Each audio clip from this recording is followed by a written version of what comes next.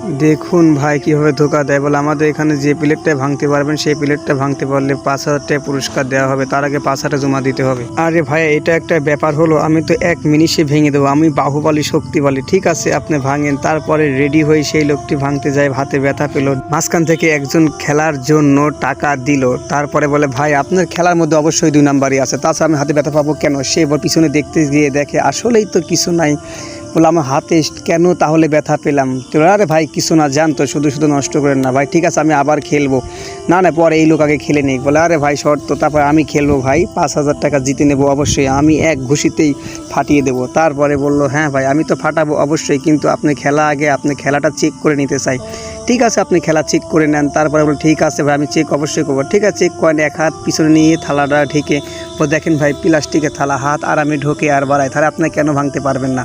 প্লাস্টিকের ভাই, প্লাস্টিকের দেখেন। ঠিক আছে অনেক ব্যথা পেলো মারতে গিয়ে।